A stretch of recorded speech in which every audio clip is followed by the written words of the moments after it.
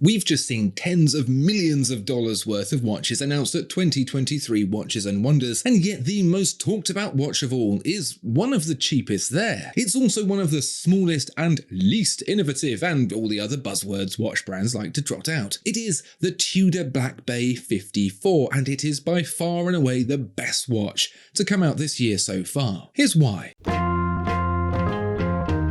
The Black Bay 58 is a watch we're all familiar with because it's the most unoriginal, bland, boring watch on the market. And that's why it's so good. It's a metallic grey BMW SUV with heated seats, a medium rare steak with fries, a trip to the south coast of Spain. It's not going to wow the socks off you or indeed any other piece of undergarment. It just is.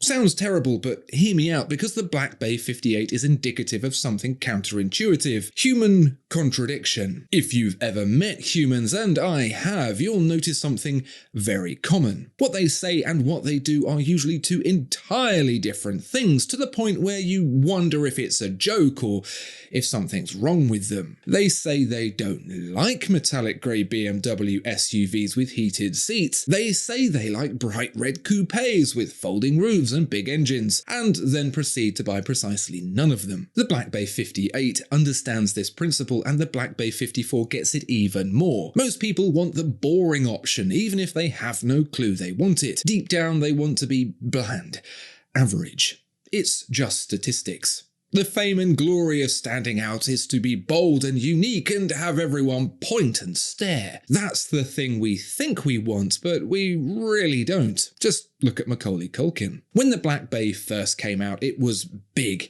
and bright red. That's before Tudor got it entirely. What they did get was that they were onto something. We were all shouting that we wanted ice cream for dinner and to go to bed at 2 a.m. But they soon realised that vegetables and a good night's rest were what we actually needed. It's why it took me so long to buy my 58. I didn't want it, but I did. I didn't want to want it. I'm the guy that's going to own an MB&F one day, who wears green shoes, who listens to bands you've never heard of. Could the right watch for me be the one that conforms harder than Jinko jeans at a Korn concert with its fake loom and Rolex styling? It took me 5 years to admit it, but yes. And now there's the 54, and I'm doing it all over again.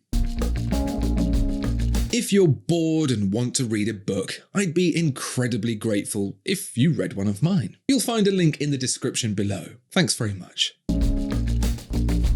I have a few gripes about my Black Bay 58. The bezel knurling is a bit too fine. The crown knurling too. Otherwise, it's perfect. It doesn't need to be smaller. Enter the Black Bay 54, which fixes those gripes. Kind of. It fixes them with a caveat. The bezel knurling is more defined, but the bezel itself is smaller and has lost the red triangle at the top. That little red triangle was the only bit of the watch that still made me feel like an individual. It was like farting at church. No one knows it but you. It blends in with the smell of musty furniture and incense, but it's there in the mix anyway, and that's enough to reassure you that you're still you, unique and different. They updated the crown too, but that's also shrunk.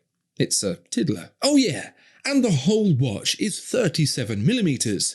Whoever asked for a dive watch at 37mm? I just googled 37mm dive watch and Google recommended Bing instead. If they'd just updated the crown and bezel knurling and kept everything else the same, I'd have probably bought one by now. You know, shut up and take my 48 0% monthly finance payments. But they didn't. Instead of being the cool uncle and letting me draw on the walls, Tudor's told me to do my homework instead. It's all under the guise of mimicking Tudor's very first dive watch, the 1954 Submariner 7922. See? History homework. I want to go outside and throw rocks with Max Booster instead. The silver bezel numbers, including font and lack of minute markers, all come from that 7922. The Lollipop secondhand too, replacing the 58 Snowflake. All in all, the Black Bay 54 is smaller, blander, more discreet. You can even get it on the most unobtrusive strap option ever, rubber. Apple Watches come on rubber. After several minutes of moaning, it doesn't really sound like Tudor have won Watches and Wonders at all. Thing is, I'm more experienced this time. I know these feelings. I think I don't want a smaller, more discreet dive watch, but this time I understand that what I think I know is wrong. It's like when my knee aches before it rains. I just know. We all do. We see what Tudor's doing and we know they've won, and we're powerless to stop it. I did a video a while back about Tudor and the Rolex master plan. I'll probably forget to put a link in for it, so I'll give you a recap. What I said was that Rolex appears to be using Tudor as a low-risk testbed for design decisions, like the use of titanium and left-handedness. That's all true, but I don't think I gave Tudor quite enough credit there. Let me revise that previous thought. I don't think Tudor is doing what Rolex tells it, like some guinea pig swallowing experimental diet pills. I think Tudor's been making what we've all been saying we don't want, even if we actually do, and Rolex, ever the conservative protector of its monumentally delicate brand, has been peering over the fence like a jealous neighbour and been pinching Tudor's ideas. Why do I think that?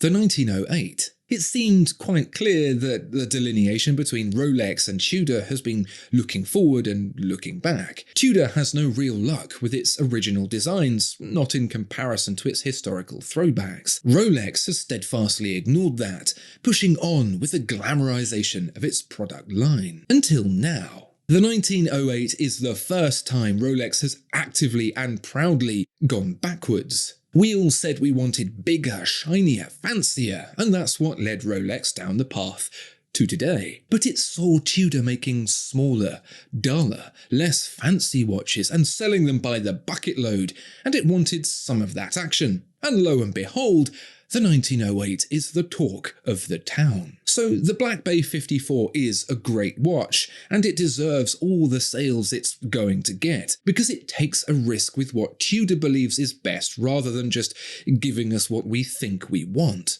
But it wins Watches and Wonders because it made me realise that it's not a guinea pig, it's not a follower. It's been the leader this entire time, and we've just not noticed.